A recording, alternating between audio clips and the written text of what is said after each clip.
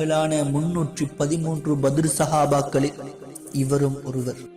சஅத் இப்னு முஆத் ரலியல்லாஹு அன்ஹு அவர்களினால் மக்காவில் கஅபத்துல்லாஹ்விற்குள் வைத்து அபூ ஜஹலிற்கு முன்னால் ரசூலுல்லாஹி ஸல்லல்லாஹு அலைஹி வஸல்லம் அவர்கள் செய்திருக்கும் மரண எச்சரிக்கையை முன்னறிவிப்பு செய்தது போன்றே பிலால் ரலியல்லாஹு அன்ஹு அவர்களின் எஜமான் உமையாவும் அதே பத்ர் களத்திற்கு இழுத்து வரப்படுகிறார்.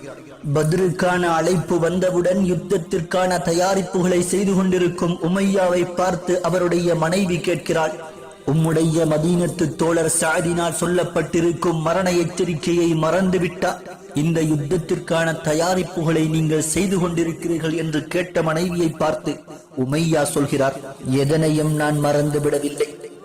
மக்கத்து மக்கள் அனைவரும் போருக்காக புறப்பட்டுக் கொண்டிருக்க குறைஷி தலைவர்களில் ஒருவரான நான் மட்டும் எப்படி வீட்டில் மறைந்திருப்பது?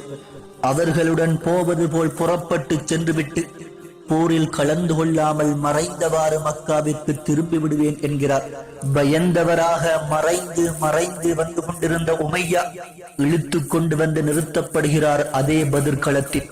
ஓயாத சிங்கமாய் பத்ர் களம் முழுவதுமே கட்சித்துக் கொண்டிருந்த ஹம்ஸா ரலியல்லாஹு அன்ஹு அவர்களின் கரங்களில் சிக்கவில்லை அந்த உமையா. மல்யுத்த வீரராய் பத்ர் யுத்த களத்தையே கதிகலங்கச் செய்து கொண்டிருந்த அலி இப்னு அபி தாலிப் ரலியல்லாஹு அன்ஹு அவர்களின் கரங்களில் சிக்கவில்லை அந்த உமையா.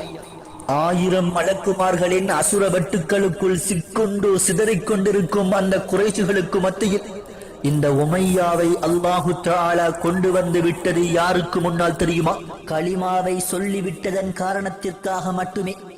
யாரை அரேபியா காணாத சித்திரவதைகளை செய்து கொடுமைப்படுத்தி வருடக்கணக்கில் ஆனந்தப்பட்டு கொண்டிருந்தாரோ, செத்து தொலைய போகும் இந்த அடிமைக்கு 5 திர்ஹமே அதிகம் என்று யாரை அபூபக்கர் சித்தீக் ரலியல்லாஹு அன்ஹு அவர்களிடம் விற்றுவிட்டு தொலைந்தது தொல்லை என்று மார்பு தட்டிக்கொண்டு சென்றாரோ, அதே பிலாலிற்கு முன்னால் கொண்டு வந்து நிறுத்தினான் அல்லாஹு தஆலா அந்த பத்ர் களத்தில். இன்றைய நாள் நீ தப்பிவிட்டால் என்றைக்குமே எனக்கு விமோசனம் கிடைக்காது என்று சொல்லியவாறே அன்று வெட்டி வீழ்த்துகிறார்கள் பிலால் இப்னு ரபாஹ் ரலியல்லாஹு அன்ஹு அவர்கள்.